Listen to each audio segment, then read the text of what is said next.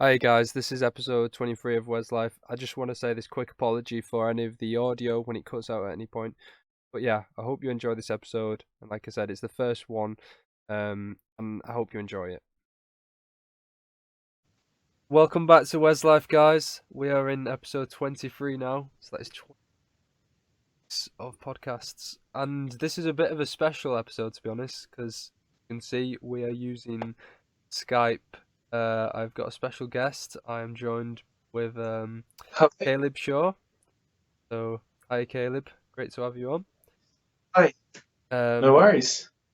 Yeah, so Yeah, this is the first time we've ever had my face on the podcast at least, and your no pressure. face, no pressure. But yeah, so we've been friends for what is it, going on 3 years now, maybe? 3 years, something like that. Oh Yeah, no, no, you for quite a it'd be long. longer. It'd be longer than that because I met you in Oh yeah, that a long time ago. like 4 years, 5 years maybe. Must be. Yeah, something like that. Quite a long time ago now. Either way. Yeah. So now you're currently in Bristol and studying. Yeah. So I'm studying at the University of the West of England, and I'm studying broadcast journalism, which means this kind of thing is basically my degree. Yeah. I do a lot of podcasting and that kind of thing. Perfect opportunity actually to sell my brand new podcast called Our Time, which is going out on a platform called Rhyme and Reason, and it's going out. It's going to be on YouTube. We're going to stick it on Spotify and iTunes and Google Podcasts. So yeah, it will be everywhere. And yeah, no, cool. Yeah, and I'll link that in the description so people Cheers. can check that out. Please do. We just recorded an episode on there, so I'm going to be on We that. have. Now we're recording this, Yes, so very excited. yeah, switched it up. No, you're on mine. Yeah, we'll jump into this because Let's do it. as my viewers know that I host a Q&A towards the end of my podcast. We're not going to do one on this because this is just, you're a guest, but I've had a lot of questions recently regarding the whole Brexit, if you want to say issue or situation. I've had people talk Yeah. about politics. People ask me about what's my opinions on that and how I view it as a Christian and stuff like that. And most part, I've kind of stayed away from it. But now having you on it, because you previously did study politics. Yeah. So I've studied politics. I've worked for a member of parliament. I've done the rounds with that kind of area, so I've got a fairly good understanding of. Yeah, and so It's really going. it'd be good to get your opinions on it and your view as a Christian and like how Yeah, to very much. approach it and stuff like that. So do you want to if you can, briefly just talk about how you became a Christian? And So I became a Christian actually. I became a Christian when I was about 10. I'd grown up in a Christian family. My dad's a pastor, so or vicar, whatever you want to describe it as, But so I knew about Jesus, I knew about God, but to be honest, I kind of ticked the box, and that was about it.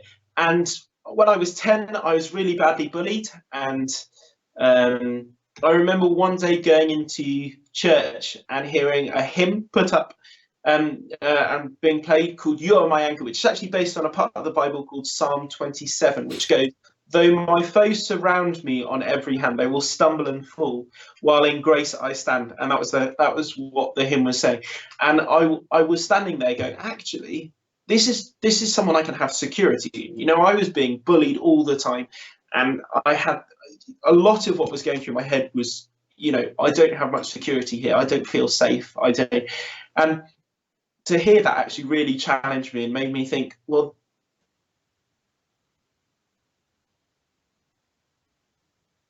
I think we're having a bit of a dog. Caleb, you cut out a little bit then, so could you just you mentioned that you heard the song. Yeah. So I heard "You're My Anchor," and it was really good. And I was challenged by the fact that there was this God that gave me security. Mm.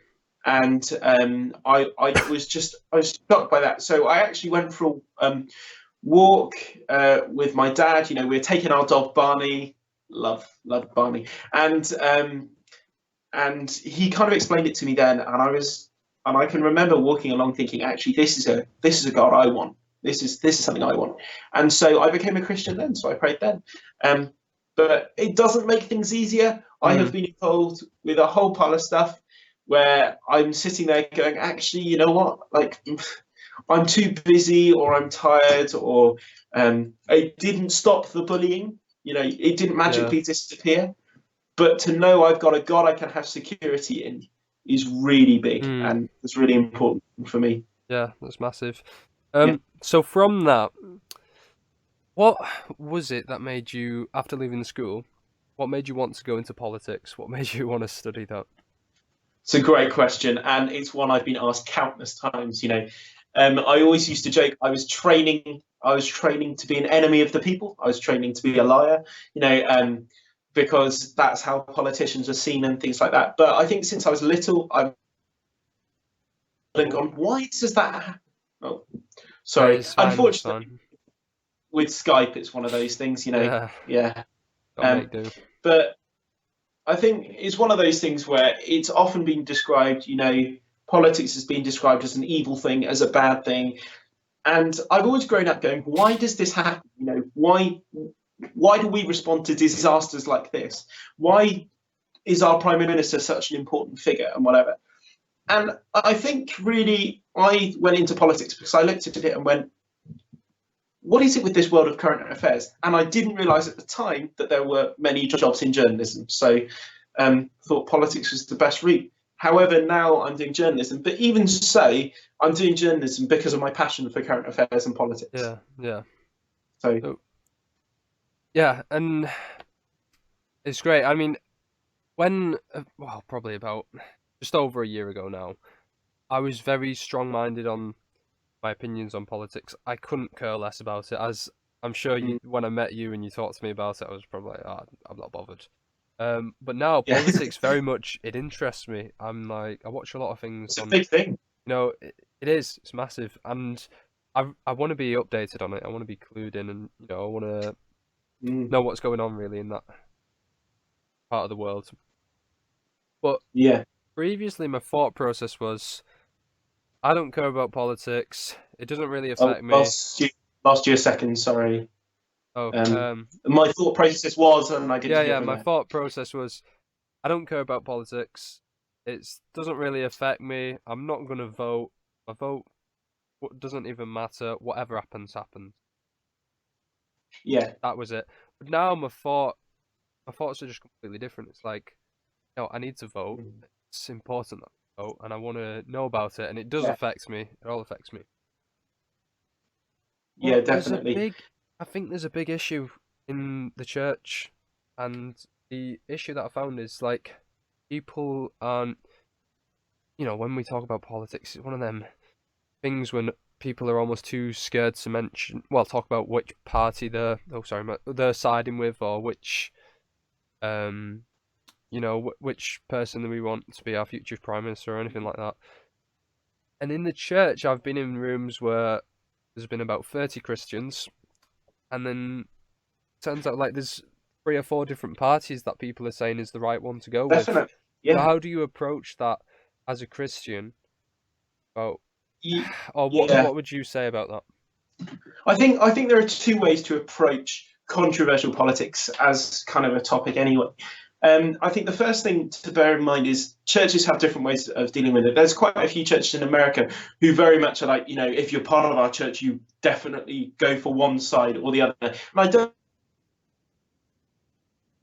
One of the blessings we have in politics is being able to discuss and debate and look at different sides. And each different side has its benefits, it has its things that people can argue for. And I think it's really important that actually within church circles and whatever, we do ask the questions. We go, why do I hold this position? Why do I think this person should be in power? So, I had many discussions with people coming up to the election that happened very recently. And people kept coming up to me going, well, why do you have a different view to me? And it was really useful to be able to sit down and challenge my views and go, how is what I'm doing going to help the spread of the gospel? So I think it's with a gospel focused mind. I think the important thing is being able to have those conversations. And I do think church is a really good place to do that, because our unity is not primarily in our politics, but is in working with other people, and our unity is in Jesus. So I'm sure you would agree by saying that we should vote, but how do you think someone Definitely. should approach how they should use the vote? Like, how should a person get to, stand looking at all these parties and seeing all the different options? How should they go from that to then choosing a party and voting? Yeah, definitely. I'd say think about it, research it. I know it's boring to research a lot of the time, but loads of people have loads of great coverage on this. I'd say definitely go check out some of the guys, things like the Christian Institute, things like Christians in Politics. They do a lot of good coverage on this kind of thing. And so definitely go have a look at what they do. And also just think about it from a Christian perspective. It's very easy to, and this is as someone who works for one of the media organizations, it's very easy to look at the media and go, oh, they're condemning immigrants, they're ruining our economy, they're just pushing for Brexit, and those guys are just pursuing some weird policies, whatever. It's very easy to generalize it and look at politics like that. And I think we actually have to turn around and go, how's this going to affect me, and how's this going to affect the gospel?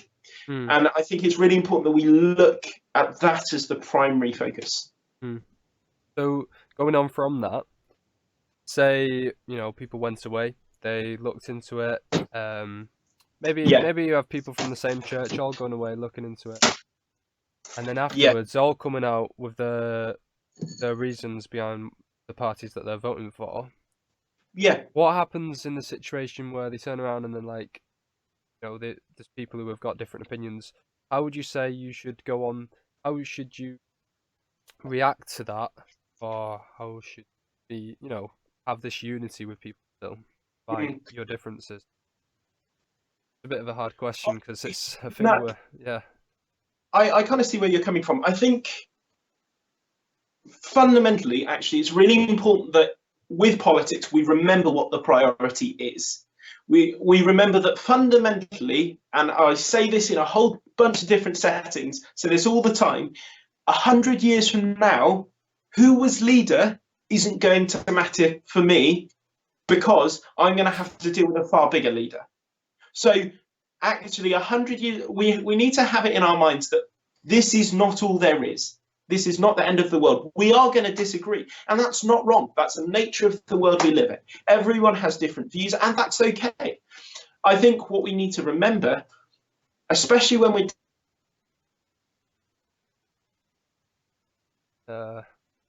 technical. And Caleb, you cut out a little bit then. Sorry. What point did you get me at? Yeah, you were saying about how the leader isn't going to affect us in 100 years from now. And stuff like that. No, definitely. I think the most important thing is our unity in Christ. We have to remember when we're discussing it within a church circle. What matters is that we're having conversations with each other, fully bearing in mind that politics is not the end. The end is Jesus, which means we need to remember unity is far more important than politics. If your discussion of politics is causing disunity, then you need to stop talking about it. But I do think, actually, if we're acting as responsible and sensible and gracious Christians, we should be able to have those conversations sensibly. Yeah, I agree. And I think, kind of going on from that, in the church, the way we, when we look at things and the way we want to serve as a Christian and we want to go forward, we should obviously be looking at what is the best interest for the church and not just ourselves. Because I've found a lot of people who just, they make their vote based on what suits them, what benefits them. They don't do it as in what's going to benefit the country. And, that is I think that's definitely that is everyone will look at that from a slightly different perspective. So take the one huge controversial topic of Brexit, right? We've heard about it so much, and I can tell you, even as someone who's doing journalism and has done politics, I'm getting bored of Brexit. So I'm not surprised that everyone else is. But I heard two different perspectives coming up to 2016 with the campaign. One side was going, well, we want more access to speak to people in Europe, it's going to help the spread of the gospel. And the other side was going, well, actually, the European court is persecuting Christians and we want to be free from that. And the European Court of Justice, I should say.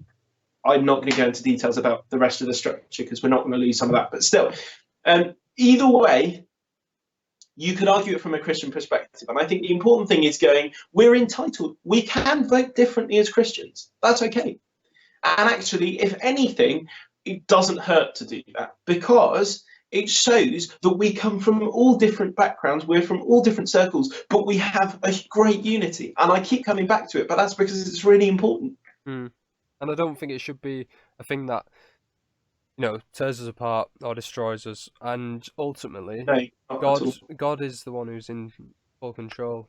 And I think we should be trusting in Him with it and praying about it. Yeah, but very much so.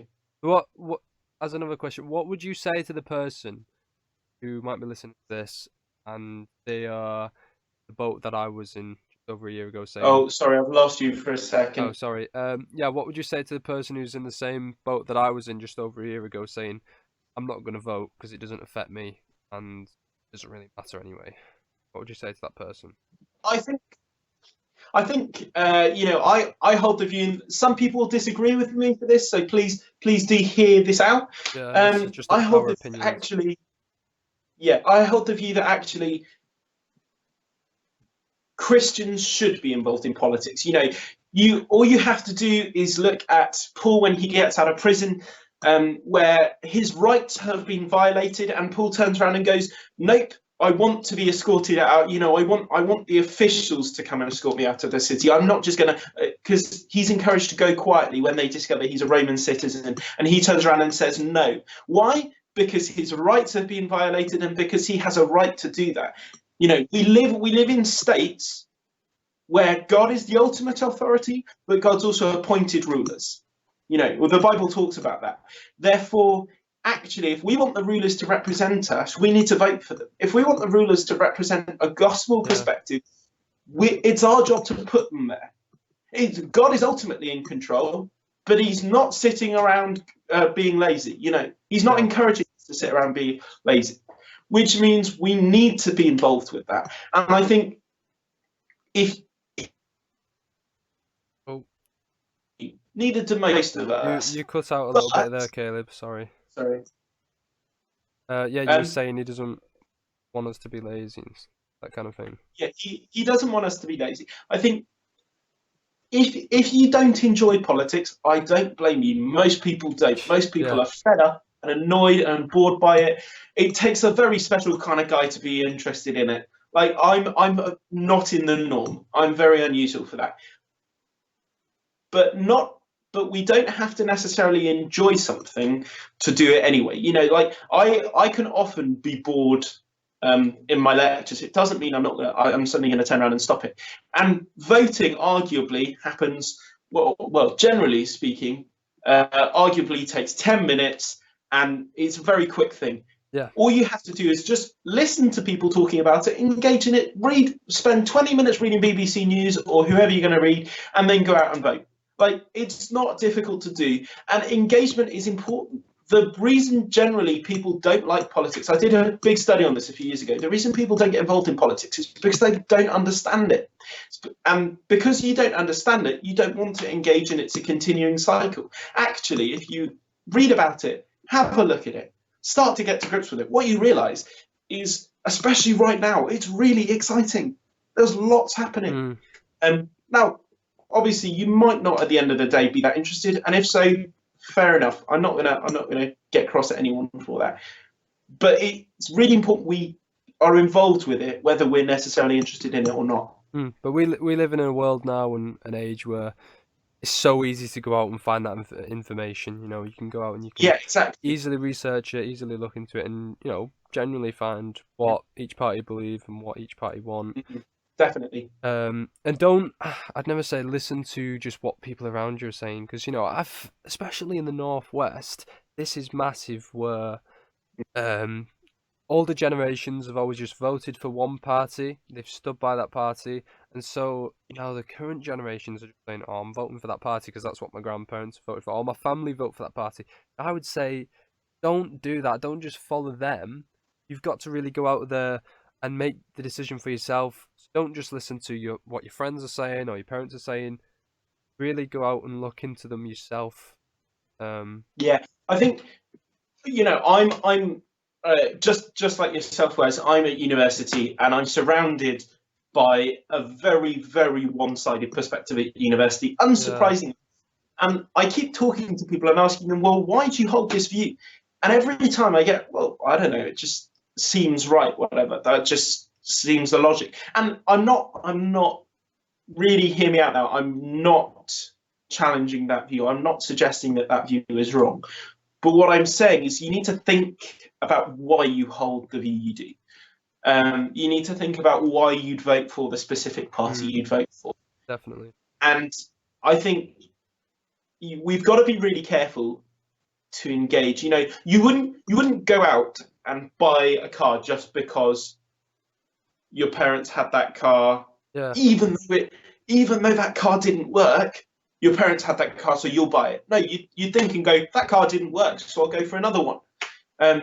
Or you wouldn't necessarily follow that theme with other settings too. So why do we do it with politics? Actually, none of the parties are perfect.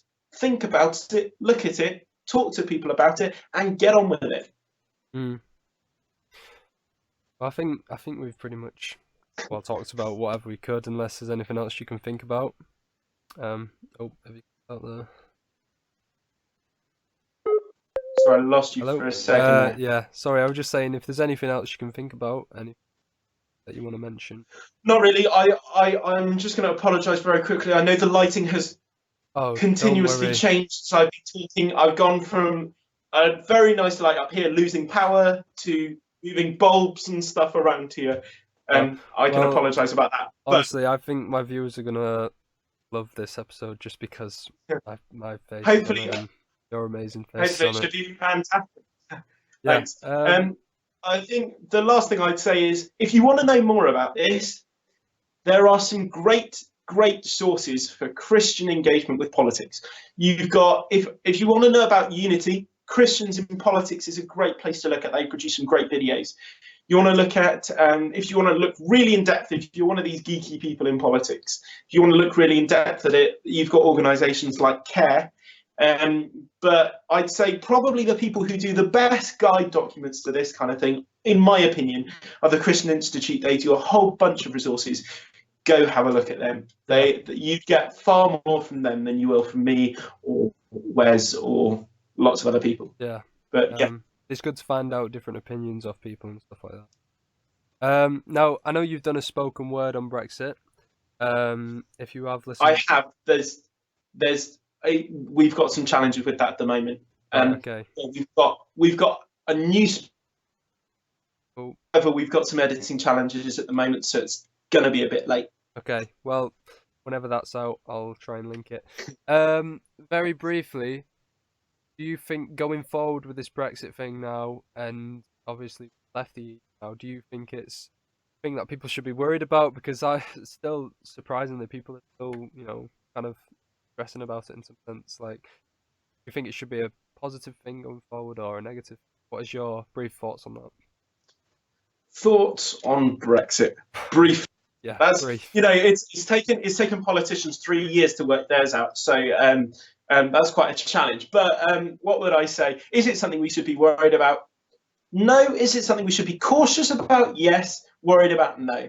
Not worried, because at the end of the day, as I keep saying, 1,000 years from now, it's not going to matter. But is it something we should be cautious about? Yeah, we should keep looking at this. We should keep engaging, because engagement in politics is really important. So I'd say, yeah, if you've got the opportunity, do engage with it, do have a look at it, but don't worry about it, because at the end of the day, our security is in more than that. Get up to date and stay clued up on it. Right, as a last thing before we end this, the last thing now. Normally I try to leave my viewers with some wise words, and whenever I get a guest on, I always say, have you got any wise wise words that you want to leave them with? Is there anything that you want to say to them? Like, if they take anything from this podcast, it's this like one bit of wisdom from Caleb Shaw. Sorry, this has just been thrown on you right now. That's a good question. That's a good question. I was going to say all the other questions I was predicting. This one, not quite so much. I'd say remember. Well, three things actually, because I'm gonna give three things because I can't answer for it in one. Typical. Okay. The first one is remember this is not all there is. This world is doomed to destruction. It's doomed to ruin. So don't be surprised when things go wrong. Number two, don't get hung up. I'm trying to work out how to phrase this. Don't forget. Don't get hung up on boredom. Get hung up on involvement. You want to be as involved as you can. You want to understand what's going on. So get involved, start to look into it. Even if you're bored of it, listen to a podcast, listen to a TV show, click on BBC News for 5 minutes on a day. And the third one, and the most important one of the lot, is our unity is not in politics. Our unity is in Jesus. So make that your priority in a world that's so hung up and so caught up on politics. Yeah. Make Jesus your priority. Yeah, and I think to leave as a last message to anyone who has listened to this and isn't a Christian, ultimately, like Caleb was saying, that this isn't the main thing, we should be stressing about or worrying about. Because ultimately, when we do leave this earth, we're going to enter into an eternity. Really think about, where are you going to spend your eternity? Because if you've not got Christ Jesus as your Saviour, it's a massive thing. That's the world I'd be worried about. That's the world of politics I'd be worried about. Not anything with Brexit. I should just say very quickly, I know I'm going to plug it just like you did on mine. My podcast, Our Time, will have features where we will be talking more about current affairs and politics and what's going on in the world, purely because some people want to engage with that. And if you want to just get a very simple understanding of what's going on, we're going to be covering it in a very simple way. So go and have a look at that. I'm excited to check that out. What platform are you going to have that on? We'll have that on Facebook, primarily through the means of Rhyme and Reason, which is what our channel's called. It does a whole pile of evangelistic videos, but particularly with that.